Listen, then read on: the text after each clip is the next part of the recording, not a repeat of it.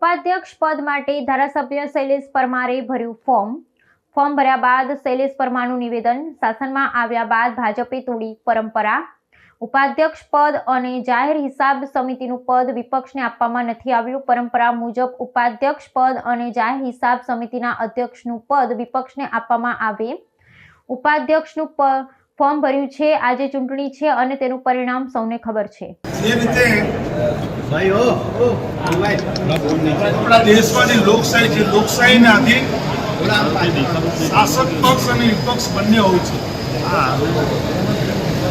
દેશના સંસદમાં અને રાજ્ય વિધાનસભામાં એક પરંપરા રહેલી છે, એક ઉચ્ચ પરંપરા એવી રહેલી છે કે વિપક્ષના નેતાનું પદ, ઉપાધ્યક્ષનું પદ અને જાહેર હિસાબ સમિતિના ચેરમેન તરીકે એ હંમેશા વિપક્ષને આપવામાં આવે છે. આ પરંપરા ભારતીય જનતા પાર્ટીએ તોડી છે. ભારતીય જનતા પાર્ટી ગુજરાતમાં શાસનમાં આવ્યા પછી ગુજરાતમાં વિધાનસભામાં કોંગ્રેસ પક્ષ એ સૌથી મોટી પાર્ટી હોવા છતાં પણ વિપક્ષનું પદ એ કોંગ્રેસ પાર્ટીને આપવામાં આવ્યું નથી. એવી જ રીતે ઉપાધ્યક્ષનું પદ પણ કોંગ્રેસ પાર્ટીને આપવામાં આવ્યું નથી અને જાહેર હિસાબ સમિતિ છે એનું ચેરમેન પદ પણ કોંગ્રેસ પાર્ટીને આપવામાં આવ્યું નથી. કોંગ્રેસ પાર્ટીની એટલે વાત કરું કે સૌથી વિપક્ષમાં સૌથી મોટી પાર્ટી કોંગ્રેસ પાર્ટી હોવાના નાતે આજની ઉપાધ્યક્ષની ચૂંટણીની અંદર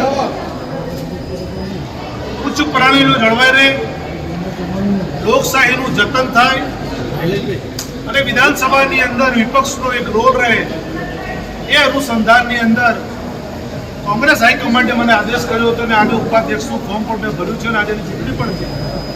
રિઝલ્ટ મને પણ ખબર છે. ભારતીય જનતા પાર્ટી શેના માટે ડરે છે, વિપક્ષથી શેના માટે ડરે છે? ઉપાધ્યક્ષનું પદ આપવા માટે એનો ડર જાહેર હિસાબ સમિતિ એવી બાબત છે કે સરકાર દ્વારા બજેટ જે બહાર પાડવામાં આવે છે, જેના કેગના રિપોર્ટની અંદર જેનો ઓડિટ થાય છે, એમાં કેટલા નાણાં વપરાયા, ખોટા વપરાયા, કેટલા વણ વપરાયેલા રહ્યા, એનો આખો હિસાબ કિતાબ કે જાહેર હિસાબ સમિતિમાં થાય છે.